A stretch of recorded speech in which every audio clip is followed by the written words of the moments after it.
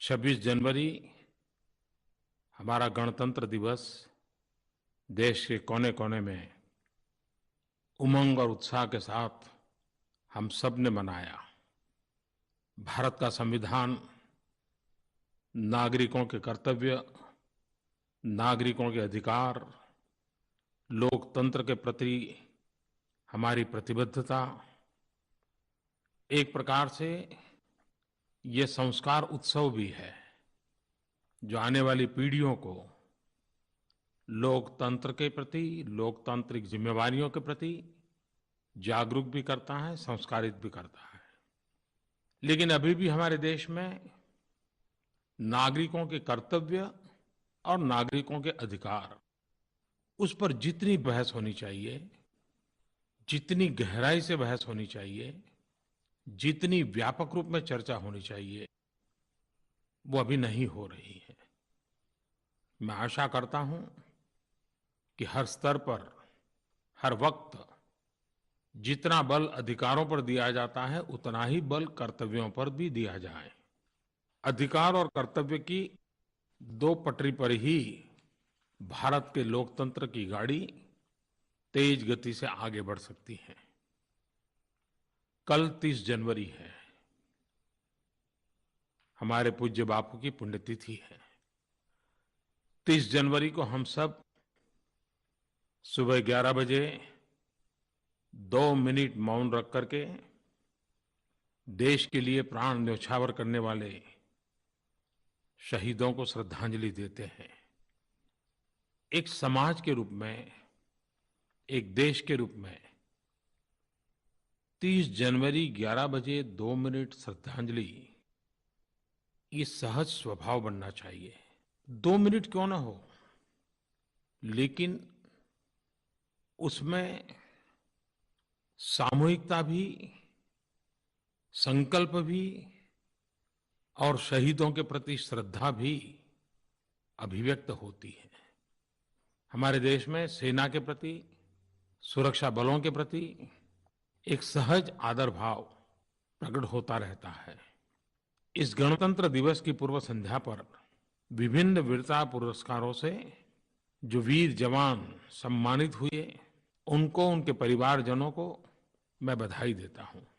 इन पुरस्कारों में कीर्ति चक्र, शौर्य चक्र, परम विशिष्ट सेवा मेडल, विशिष्ट सेवा मेडल, अनेक श्रेणियां हैं। मैं खास करके नौजवानों से आग्रह करना चाहता हूँ, आप सोशल मीडिया में बहुत एक्टिव हैं, आप एक काम कर सकते हैं, इस बार जिन जिन वीरों को ये सम्मान मिला है, आप नेट पर खोजिए, उनके संबंध में 2 अच्छे शब्द लिखिए और अपने साथियों में उसको पहुंचाइए। जब उनके साहस की, वीरता की, पराक्रम की बात को गहराई से जानते हैं, तो हमें आश्चर्य भी होता है, गर्व भी होता है, प्रेरणा भी मिलती है। एक तरफ हम सब 26 जनवरी के उमंग और उत्साह की खबरों से आनंदित थे, तो उसी समय कश्मीर में हमारे जो सेना के जवान देश की रक्षा में डटे हुए हैं, वे हिमस्खलन के कारण वीर गति को प्राप्त हुए।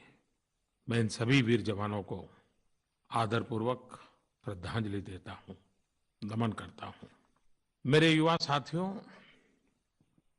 आप तो भलीभांति जानते हैं कि मैं मन की बात लगातार करता रहता हूँ। जनवरी, फरवरी, मार्च, अप्रैल, ये सारे महीने हर परिवार में कसौटी के महीने होते हैं। घर में 1-2 बच्चों की एग्जाम होती हैं, लेकिन पूरा परिवार एग्जाम के बोझ में दबा हुआ होता है। तो मेरा मन कर गया कि ये सही समय है कि मैं विद्यार्थी दोस्तों से बातें करूं, उनके अभिभावकों से बातें करूं, उनके शिक्षकों से बातें करूं, क्योंकि कई वर्षों से मैं जहां गया, जिसे मिला, परीक्षा एक बहुत बड़ा परेशानी का कारण नजर आया। परिवार परेशान, विद्यार्थी परेशान, शिक्षक परेशान, एक बड़ा विचित्र सा मनोवैज्ञानिक वातावरण हर घर में नजर आता है। और मुझे हमेशा ये लगा है कि इसमें से बाहर आना चाहिए।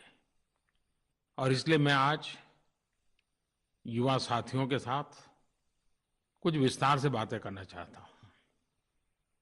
जब ये विषय मैंने घोषित किया तो अनेक शिक्षकों ने, अभिभावकों ने, विद्यार्थियों ने मुझे मैसेज भेजे, सवाल भेजे, सुझाव भेजे, पीड़ा भी व्यक्त की, परेशानियों का भी जिक्र किया। और उसको देखने के बाद जो मेरे मन में विचार आए, वो मैं आज आपके साथ साझा करना चाहता हूँ। मुझे एक टेलीफोन संदेश मिला सृष्टि का। आप भी सुनिए सृष्टि क्या कह रही है। सर, मैं आपसे इतना कहना चाहती हूँ कि एग्जाम्स के टाइम पे अक्सर ऐसा होता है कि हमारे घर में, आस पड़ोस में, हमारी सोसाइटी में बहुत ही खौफनाक और डरावना माहौल बन जाता है। इस वजह से स्टूडेंट्स इंस्पिरेशन तो कम लेकिन डाउन बहुत हो जाते हैं। तो मैं आपसे इतना पूछना चाहती हूँ कि क्या ये माहौल खुशनुमा नहीं हो सकता? खैर, सवाल तो सृष्टि ने पूछा है, लेकिन ये सवाल आप सबके मन में होगा। परीक्षा अपने आप में एक खुशी का अवसर होना चाहिए। साल भर मेहनत की है, अब बताने का अवसर आया है। ऐसा उमंग उत्साह का ये पर्व होना चाहिए। बहुत कम लोग हैं जिनके लिए एग्जाम एक प्लेजर होती है। ज्यादातर लोगों के लिए एग्जाम एक प्रेशर होती है। निर्णय आपको करना है कि इसे आप प्लेजर मानेंगे कि प्रेशर मानेंगे। जो प्लेजर मानेगा वो पाएगा, जो प्रेशर मानेगा वो पछताएगा। और इसलिए मेरा मत है कि परीक्षा एक उत्सव है। परीक्षा को ऐसे लीजिए जैसे मानो एक त्योहार है। और जब त्योहार होता है, जब उत्सव होता है, तो हमारे भीतर जो सबसे बेस्ट होता है वही बाहर निकल करके आता है। समाज की भी ताकत की अनुभूति उत्सव के समय होती है। जो उत्तम से उत्तम है वो प्रकट होता है। सामान्य रूप से हमको लगता है कि हम लोग कितने इनडिसिप्लिन है, लेकिन जब 40-45 दिन चलने वाले कुंभ के मेलों की व्यवस्था देखें तो पता चलता है कि ये मेकशिप अरेंजमेंट और क्या डिसिप्लिन है लोगों में। ये उत्सव की ताकत है। एग्जाम में भी पूरे परिवार में, मित्रों के बीच, आस पड़ोस के बीच एक उत्सव का माहौल बनना चाहिए। आप देखिए, ये प्रेशर प्लेजर में कन्वर्ट हो जाएगा। उत्सवपूर्ण वातावरण बोझ मुक्त बना देगा। और मैं इसमें माता पिता को ज्यादा आग्रह से कहता हूं कि आप इन 3-4 महीने एक उत्सव का वातावरण बनाइए। पूरा परिवार एक टीम के रूप में इस उत्सव को सफल करने के लिए अपनी अपनी भूमिका उत्साह से निभाएं। देखिए, देखते ही देखते बदलाव आ जाएगा। हकीकत तो ये है कि कन्याकुमारी से कश्मीर तक और कच्छ से लेकर के कामरूप तक, अमरेली से लेकर के अरुणाचल प्रदेश तक, ये 3-4 महीने परीक्षा ही परीक्षाएं होती है। ये हम सबका दायित्व है कि हम हर वर्ष इन 3-4 महीनों को अपने अपने तरीके से, अपनी अपनी परंपरा को लेते हुए, अपने अपने परिवार के वातावरण को लेते हुए उत्सव में परिवर्तित करें। और इसलिए मैं तो आपसे कहूंगा, स्माइल मोर, स्कोर मोर। जितने ज्यादा खुशी से इस समय को बिताओगे उतने ही ज्यादा नंबर पाओगे। करके देखिए। और आपने देखा होगा कि जब आप खुश होते हैं, मुस्कुराते हैं, तो आप रिलैक्स अपने आप को पाते हैं। आप सहज रूप से रिलैक्स हो जाते हैं। और जब आप रिलैक्स होते हैं तो आपकी वर्षों पुरानी बातें भी सहज रूप से आपको याद आ जाती हैं। एक साल पहले क्लासरूम में टीचर ने क्या कहा, पूरा दृश्य याद आ जाता है। और आपको ये पता होना चाहिए, मेमोरी को रिकॉल करने का जो पावर है वो रिलैक्सेशन में सबसे ज्यादा होता है। अगर आप तनाव में हैं तो सारे दरवाजे बंद हो जाते हैं। बाहर का अंदर नहीं जाता, अंदर का बाहर नहीं आता है। विचार प्रक्रिया में एक ठहराव आ जाता है, वो अपने आप में एक बोझ बन जाता है। एग्जाम में भी आपने देखा होगा, आपको सब याद आता है। किताब याद आती है, चैप्टर याद आता है, पेज नंबर याद आता है, पेज में ऊपर की तरफ लिखा है कि नीचे की तरफ वो भी याद आता है, लेकिन वो पर्टिकुलर शब्द याद नहीं आता है। लेकिन जैसे ही एग्जाम देकर के बाहर निकलते हो और थोड़ा सा कमरे के बाहर आए, अचानक आपको याद आ जाता है, हाँ यार ये शब्द था। अंदर क्यों याद नहीं आया? प्रेशर था। बाहर कैसे याद आया? आप ही तो थे, किसी ने बताया तो नहीं था। लेकिन जो अंदर था वो तुरंत बाहर आ गया। और बाहर इसलिए आया क्योंकि आप रिलैक्स हो गए। और इसलिए मेमोरी रिकॉल करने की सबसे बड़ी अगर कोई औषधि है तो वो रिलैक्सेशन है। और ये मैं अपने स्वानुभव से कहता हूँ कि अगर प्रेशर है तो अपनी चीजें हम भूल जाते हैं, और रिलैक्स हैं तो कभी हम कल्पना नहीं कर सकते, अचानक ऐसी ऐसी चीजें याद आ जाती है, वो बहुत काम आ जाती हैं। और ऐसा नहीं है कि आपके पास नॉलेज नहीं है, ऐसा नहीं कि आपके पास इंफॉर्मेशन नहीं है, ऐसा नहीं कि आपने मेहनत नहीं की है। लेकिन जब टेंशन होता है तब आपका नॉलेज, आपका ज्ञान, आपकी जानकारी नीचे दब जाती है और आपका टेंशन उस पर सवार हो जाता है। और इसलिए आवश्यक है, a happy mind is the secret for a good marksheet. कभी कभी ये भी लगता है कि हम प्रॉपर पर्सपेक्टिव में इस परीक्षा को देख नहीं पाते हैं। ऐसा लगता है कि वो जीवन मरण का जैसे सवाल है। आप जो एग्जाम देने जा रहे हैं वो साल भर में आपने जो पढ़ाई की है उसकी एग्जाम है। ये आपके जीवन की कसौटी नहीं है। आपने कैसा जीवन जिया, कैसा जीवन जी रहे हो, कैसा जीवन जीना चाहते हो, उसकी एग्जाम नहीं है। आपके जीवन में क्लासरूम में नोटबुक लेकर के दी गई परीक्षा के सिवाय भी कई कसौटियों से गुजरने के अवसर आए होंगे। और इसलिए परीक्षा को जीवन की सफलता विफलता से कोई लेना देना है, ऐसे बोझ से मुक्त हो जाइए। हमारे सबके सामने हमारे पूर्व राष्ट्रपति डॉक्टर एपीजे अब्दुल कलाम जी का बड़ा प्रेरक उदाहरण है। वे वायुसेना में भर्ती होने गए, फेल हो गए। मान लीजिए उस विफलता के कारण वो अगर मायूस हो जाते, जिंदगी से हार जाते, तो क्या भारत को इतना बड़ा वैज्ञानिक मिलता, इतने बड़े राष्ट्रपति मिलते? नहीं मिलते। कोई ऋचा आनंद जी ने मुझे एक सवाल भेजा है। आज के इस दौर में शिक्षा के सामने जो सबसे बड़ी चुनौती देख पाती हूँ, वो यह कि शिक्षा परीक्षा केंद्रित होकर रह गई है। अंक सबसे ज़्यादा महत्वपूर्ण हो गए हैं। इसकी वजह से प्रतिस्पर्धा तो बहुत बड़ी ही है, साथ में विद्यार्थियों में तनाव भी बहुत बढ़ गया है। तो शिक्षा की इस वर्तमान दिशा और इसके भविष्य को लेकर के आपके विचारों से अवगत होना चाहूंगी।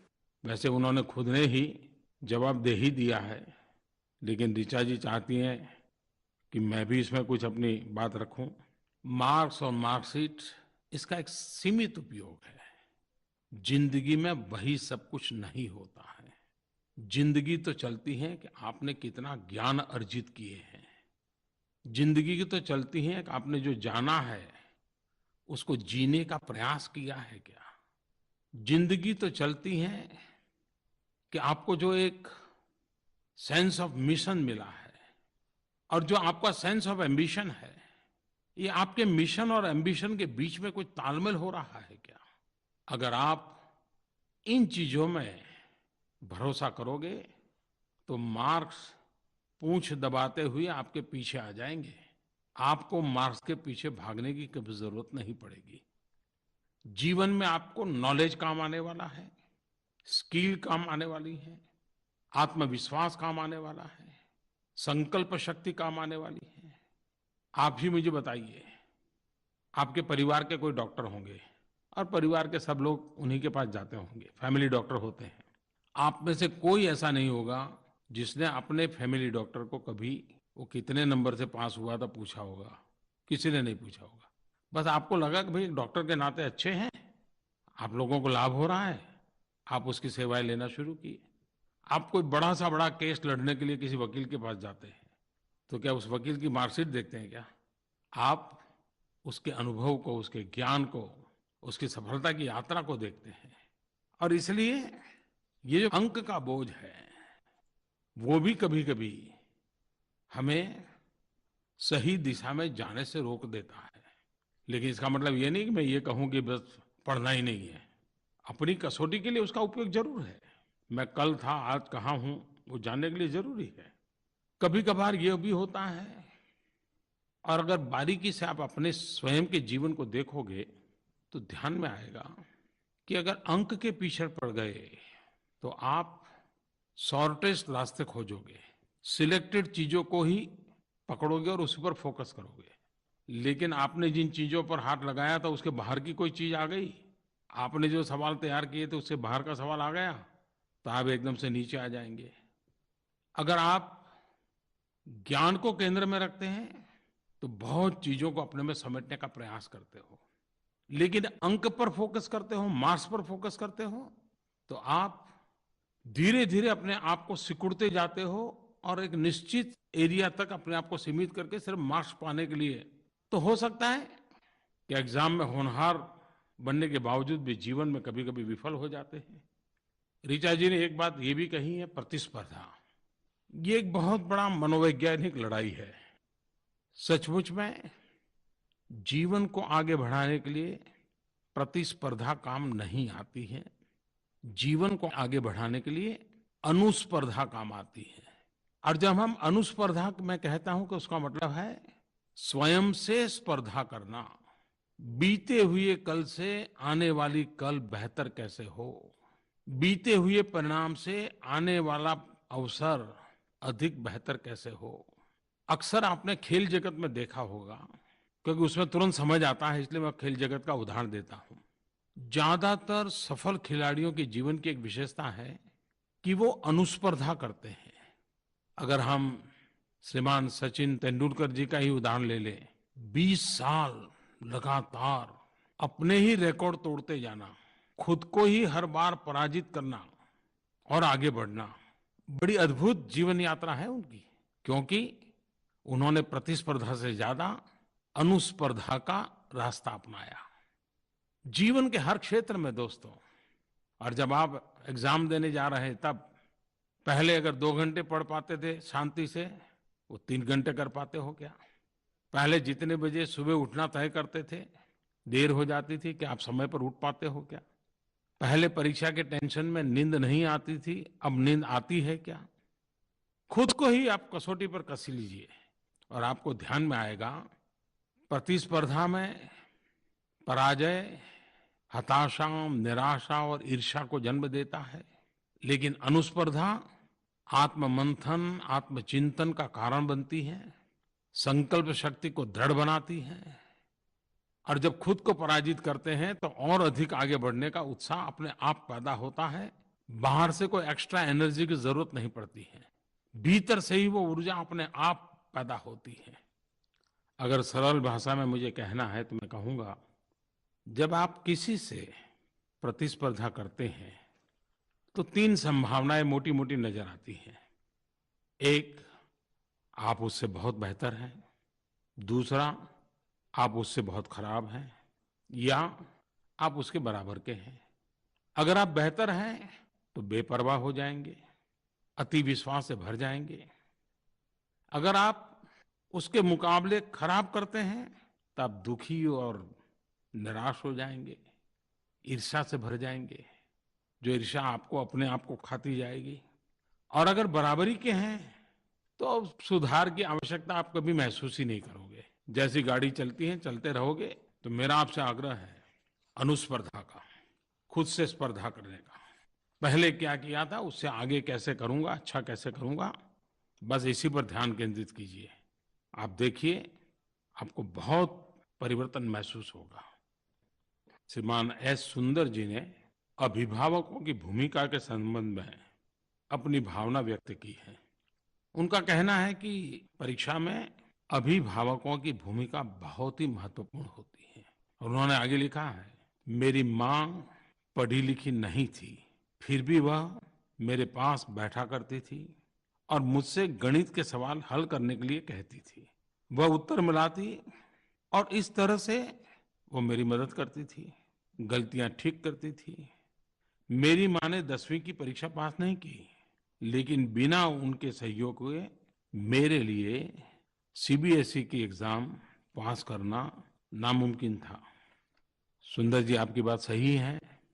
और आज भी देखा होगा आपने, मुझे सवाल पूछने वाले, सुझाव देने वालों में महिलाओं की संख्या ज़्यादा है, क्योंकि घर में बालकों के भविष्य के संबंध में माताएं जो सजग होती हैं, सक्रिय होती हैं, वे बहुत चीजें सरल कर देती हैं। मैं अभिभावकों से इतना ही कहना चाहूंगा, 3 बातों पर हम बल दें: स्वीकारना, सिखाना, समय देना। जो है उसे एक्सेप्ट कीजिए। आपके पास जितनी क्षमता है आप मेंटर कीजिए।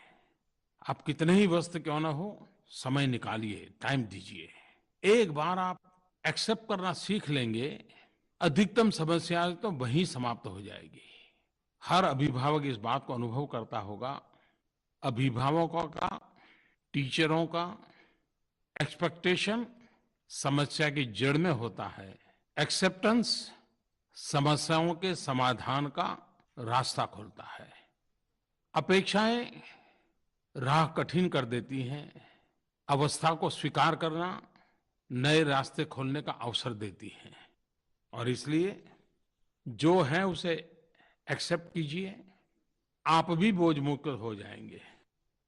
हम लोग छोटे बच्चों के स्कूल बैग के वजन की चर्चा करते रहते हैं, लेकिन कभी-कभी तो मुझे लगता है कि अभिभावकों की जो अपेक्षाएं होती हैं, उम्मीदें होती हैं, वो बच्चे के स्कूल बैग से भी जरा ज्यादा भारी हो जाती हैं।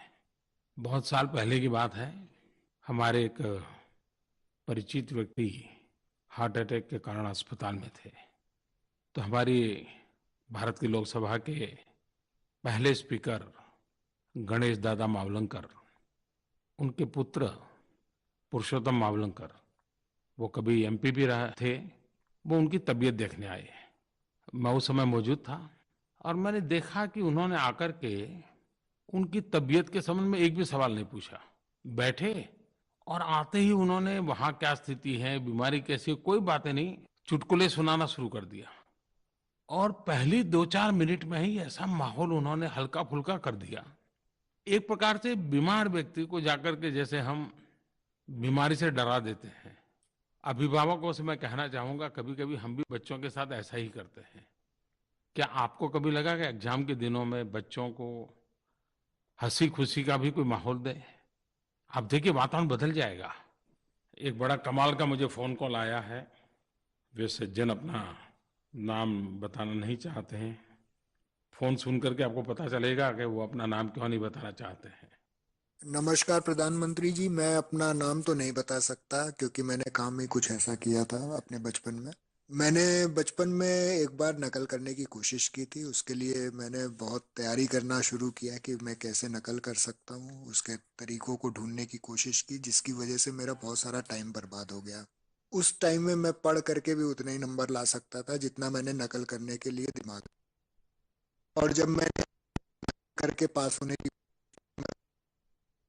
और मेरी वजह से मेरे आसपास के कई दोस्तों को काफी परेशानी हुई। आपकी बात सही है।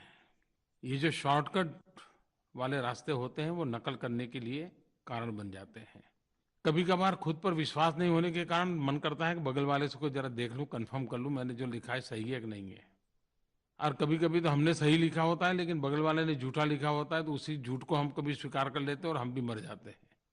तो नकल कभी फायदा नहीं करती है। To cheat is to be cheap, so please do not cheat. नकल आपको बुरा बनाती है, इसलिए नकल ना करें। आपने कई बार और बार बार ये सुना होगा कि नकल मत करना, नकल मत करना। मैं भी आपको वही बार दोबारा कह रहा हूं। नकल को आप हर रूप में देख लीजिए, वो जीवन को विफल बनाने के रास्ते की ओर आपको घसीट के ले जा रही है। और एग्जाम में ही अगर निरीक्षक ने पकड़ लिया तो आपका तो सब कुछ बर्बाद हो जाएगा। और मान लीजिए किसी ने नहीं पकड़ा, तो जीवन भर आपके मन पर एक बोझ तो रहेगा कि आपने ऐसा किया था। और जब कभी आपको अपने बच्चों को समझाना होगा तो आप आंख में आंख मिला करके नहीं समझा पाओगे। और एक बार नकल की आदत लग गई तो जीवन में कभी कुछ सीखने की इच्छा ही नहीं रहेगी। फिर तो आप कहाँ पहुंच पाओगे। मान लीजिए आप ही अपने रास्तों को गड्ढे में परिवर्तित कर रहे हो। और मैंने तो देखा है कुछ लोग ऐसे होते हैं कि नकल के तौर तरीके ढूंढने में इतने टैलेंट का उपयोग कर देते हैं, इतना इन्वेस्टमेंट कर देते हैं, अपनी पूरी क्रिएटिविटी जो है वो नकल करने के तौर तरीकों में खपा देते हैं। अगर वही क्रिएटिविटी, यही टाइम आप अपने एग्जाम के मुद्दों पर देते तो शायद नकल की ही जरूरत नहीं पड़ती। अपनी खुद की मेहनत से जो परिणाम प्राप्त होगा, उससे जो आत्मविश्वास बढ़ेगा वो अद्भुत होगा। एक फोन कॉल आया है। Namaskar, Pradhan Mantri ji. My name is Monica, and since I'm a class 12 student, I wanted to ask you a couple of questions regarding the board exams. My first question is, what can we do to reduce the stress that builds up during our exams? And my second question is, why are exams all about work and no play? Thank you. अगर परीक्षा के दिनों में मैं आपको खेलकूद की बात करूंगा तो आपके टीचर, आपके पेरेंट्स ये मुझ पर गुस्सा करेंगे, वो नाराज हो जाएंगे कि ये कैसा प्रधानमंत्री है, बच्चों को एग्जाम के समय में कह रहा है खेलो। क्योंकि आमतौर पर धारणा ऐसी है कि अगर विद्यार्थी खेलकूद में ध्यान देते हैं तो शिक्षा से बेध्यान हो जाते हैं। ये मूलभूत धारणा ही गलत है। समस्या की जड़ वही है। सर्वांगीण विकास करना है तो किताबों के बाहर भी एक जिंदगी होती है और वो बहुत बड़ी विशाल होती है। उसको भी जीने का, सीखने का यही समय होता है। कोई ये कहे कि मैं पहले सारी परीक्षाएं पूर्ण कर लूं, बाद में खेलूंगा, बाद में ये करूंगा, तो असंभव है। जीवन का यही तो मोल्डिंग का टाइम होता है। इसी को तो परवरिश कहते हैं।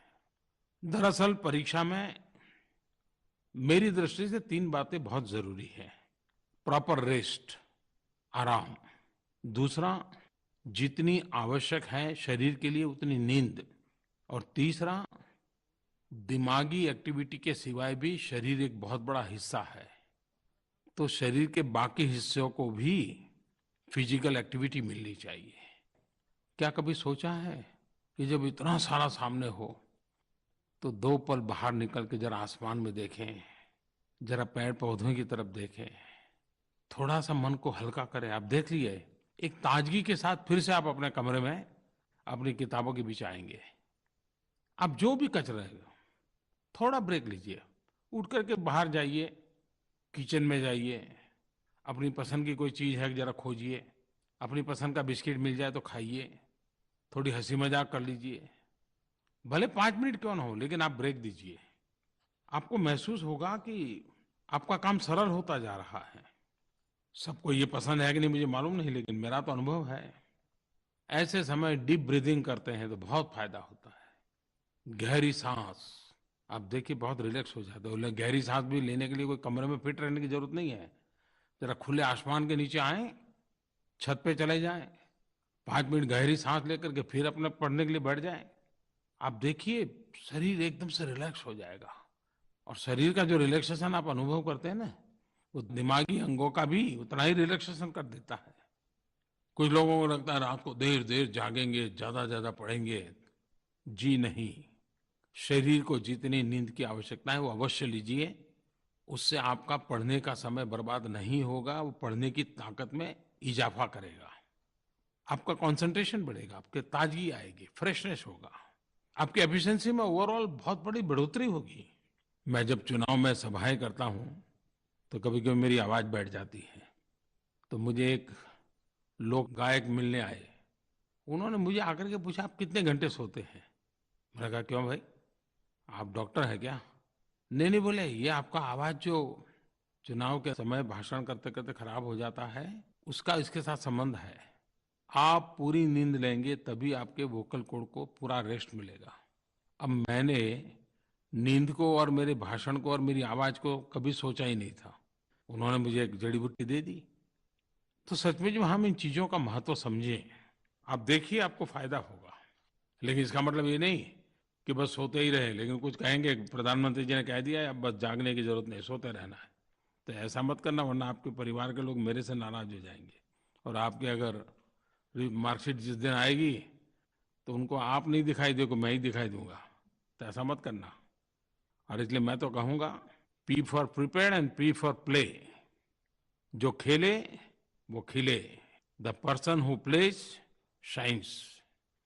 मन, बुद्धि, शरीर, उसको सचेत रखने के लिए ये एक बहुत बड़ी औषध है। खैर युवा दोस्तों, आप परीक्षा की तैयारी में हैं और मैं आपको मन की बातों में जकड़ के बैठा हूँ। हो सकता है ये आज की मेरी बातें भी तो आपके लिए रिलैक्सेशन का तो काम करेगी ही करेगी। लेकिन मैं साथ-साथ ये भी कहूँगा, मैंने जो बातें बताई हैं, उसको भी बोझ मत बनने दीजिए। हो सकता है तो करिए, नहीं हो सकता तो मत कीजिए, वरना यह भी एक बोझ बन जाएगा। तो जैसे मैं आपके परिवार के माता-पिता को बोझ न बनने देने की सलाह देता हूँ, वो मुझ पर भी लागू होती है। अपने संकल्प को याद करते हुए, अपने पर विश्वास रखते हुए परीक्षा के लिए जाइए। मेरी बहुत शुभकामनाएँ हैं। हर कसौटी से पार उतरने के लिए कसौटी को उत्सव बना दीजिए। फिर कभी कसौटी कसौटी ही नहीं रहेगी। इस मंत्र को लेकर के आगे बढ़ें। प्यारे देशवासियों, 1 फरवरी 2017 इंडियन कोस्ट गार्ड के 40 वर्ष पूरे हो रहे हैं। इस अवसर पर मैं कोस्ट गार्ड के सभी अधिकारियों एवं जवानों को राष्ट्र के प्रति उनकी सेवा के लिए धन्यवाद देता हूँ। यह गर्व की बात है कि कोस्ट गार्ड देश में निर्मित अपने सभी 126 शिप्स और 62 एयरक्राफ्ट्स के साथ विश्व के 4 सबसे बड़े कोस्ट गार्ड के बीच अपना स्थान बनाए हुए है। कोस्ट गार्ड का मंत्र है वयम रक्षाम।